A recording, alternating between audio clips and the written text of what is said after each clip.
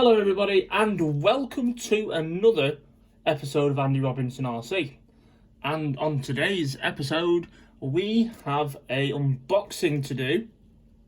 Now believe it or not, this is our second attempt at unboxing, but we had a bit of a disaster on the first one. The camera tipped over and we've had to start filming again. So play along with me and just imagine that we've not opened it up before at all. Okay, so we're going to have a look at what's in the box today. Well, I know what it is, but if you saw our previous video, I did say we should be getting a vintage Tamiya Terra Scorcher on the show. And this is what it should be. Now, I'm going to be helped along today by my fabulous assistant, Evelyn. So she's going to help me unbox it and whatnot. So let's get stuck into it. Okay, so Evelyn, do you want to come up and help me take the packaging out and everything? Okay, right. Can we take the bubble wrap out first, please, and just put it on the floor? Pastor, we don't want to knock that wire again, do we? No. No, right, okay. Right, oh, right, can you take the remote out? And we'll put that, we'll have a look at that in a minute. And can you take the battery out, please? Out the way. Ta-da, blue battery. Right, put that there. Right, so if you lift the car out, I shall put the box over here, out the way. And we put it down there, and there we go, boys and girls. Here is our vintage Terra Scorcher. And a cat. So, there we go. How cool is that? Right, I think we'll move the cat now. Okay. Right, so here he is. This is our Tamiya Terra Scorcher. Now, I have had one of these before. And probably, I think, about 18 months ago.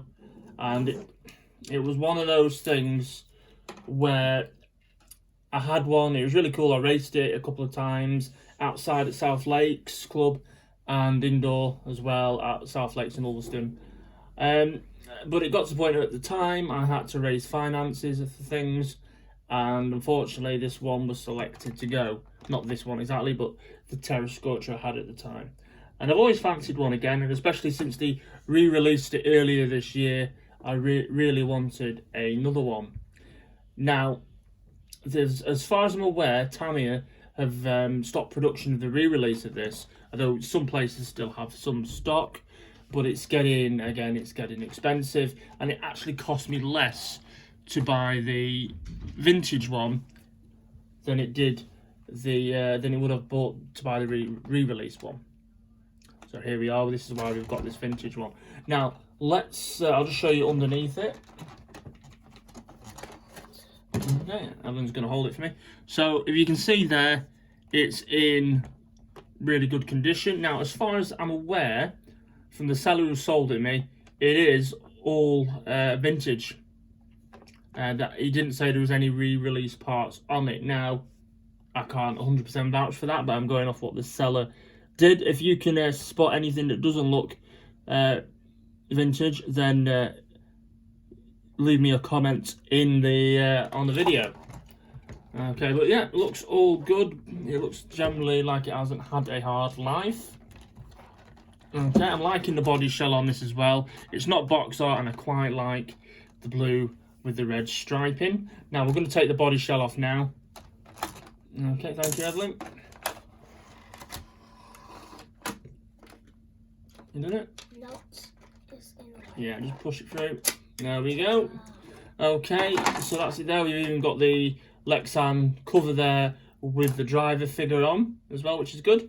So let's remove that carefully. Thank you. Stuck again.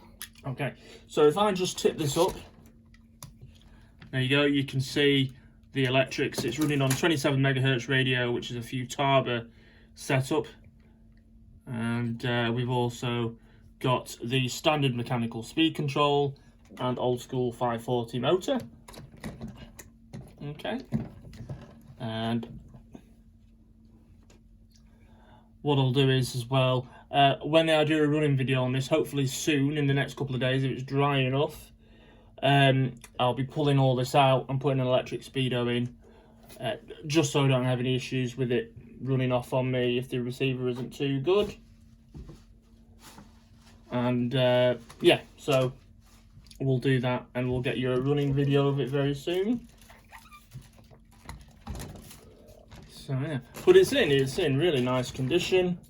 There is a bit of cracking on the tyres, you can see that there, just there. But again, if I start to use this a lot for running, I will put some more modern wheels and tyres on it. I'll just keep these for when it's not being run or ran. Okay, so it's got all its the hop-up options that came standard with the kit, but they're all still on there.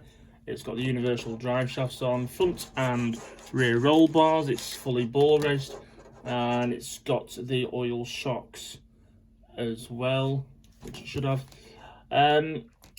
Okay, now the thing is with these, the A5 part here, which is like a super weak spot on these, it's always prone to breaking. That actually has looked like it's been replaced by a 3D part, and it looks quite beefy as well, which is good. But what I did buy to go with it, because I wasn't aware that that was on it, is where's that little bag? Where'd that little bag go? It might be in my pocket. Hold on, see if I can find it. Yes, I've got it. There you go, if you can take that out for me, Evelyn.